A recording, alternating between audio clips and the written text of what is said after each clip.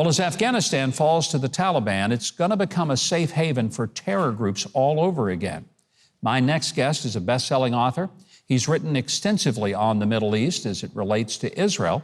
He's interviewed leaders throughout the entire Arab world, and he's got some answers for us. Would you please welcome to the show author of the new book, Enemies and Allies, Joel C. Rosenberg.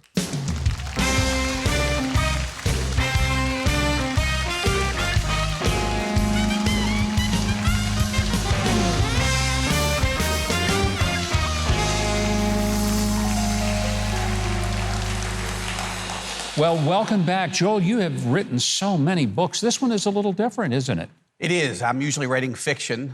Starting back when I worked for Rush Limbaugh, my liberal friends thought I was writing fiction, but I wasn't. But yeah, I write political thrillers, but I've been drawn into a political thriller over the last few years, meeting with most of the leaders of the Middle East. And a lot of those you write about, and the unique thing happened with the Abraham Accords in Israel that was just stunning. I mean, a lot of people said it would never happen. Right. You'd never bring these parties together to sit down. It did happen when President Trump was president. Yeah.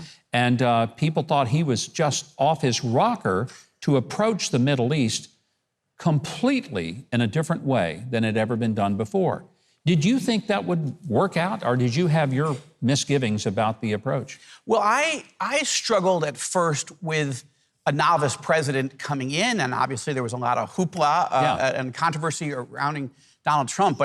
But as I describe in the book, there was a moment where I was invited into the Oval Office. I'd never been in there. I'd written a lot of scenes in my thrillers about it. But Vice President Mike Pence has been a dear friend for many years. We had lunch at the White House about my meetings with all the Middle East leaders. They were finishing up their Middle East peace plan. And he said, "Have you ever met the president?" I said, "No. I had been a never-Trumper until 3 days before the election." So he walks me in, we sit down, and I have to say, you know, we were talking about these issues and talking about how to make peace in the Middle East and how to deal with Iran. I describe it in the book, but what I don't say in the book, I'll tell you though, was my first thought wasn't, oh, good, I'm having this substantive conversation. It was the old Sesame Street ditty, one of these things is not like the other. One of these things doesn't belong. There's Trump, there's the vice president, Mike Pompeo, the Secretary of State, John Bolton. What am I doing there? But this is an extraordinary moment. And I told the president, you are doing game-changing policies, and everybody thought you would fail. Would this whole Abraham Accord, is it going to be affected by what's happening in Afghanistan?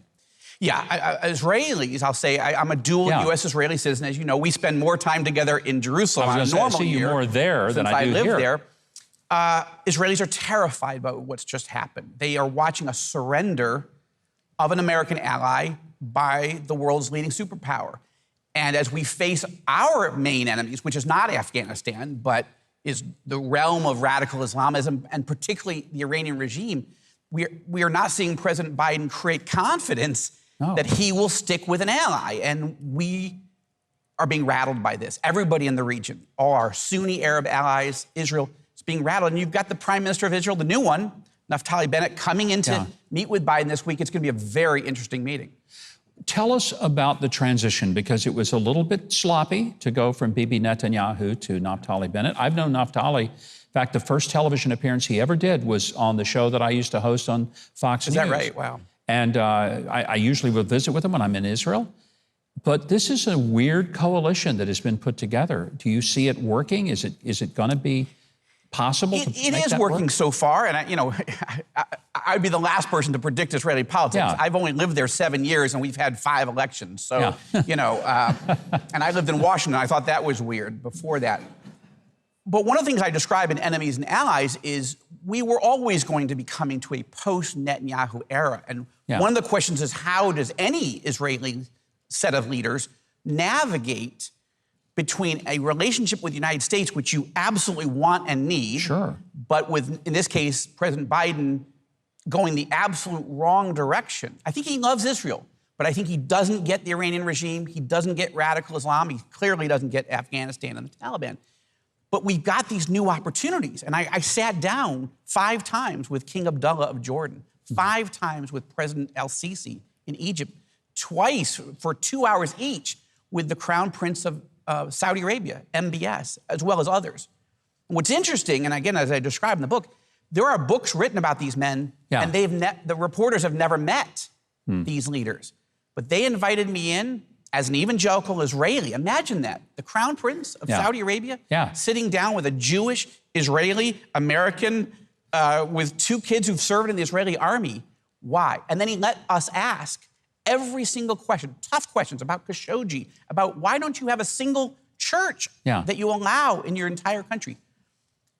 So the current new Israeli leadership has to figure out, how do they navigate if America is retreating and that they can't possibly trust the leaders in Washington? That's a scary environment for Israel. It is, and it's a scary time. I think your book is coming out. I mean, who could have imagined when you wrote it that it would be so very timely? Joel C. Rosenberg is with us tonight, and we want to say thanks to the insights that he's given us. I hope you will pre-order his book. It comes out September the 7th. The book is called Enemies and Allies. Also, let me mention this. Joel is the founder and editor-in-chief of 2 news and analysis websites. I think you'll want to check these out. One of them is called allisrael.com, and the other, allarab.news. Excellent sources of information about the Middle East.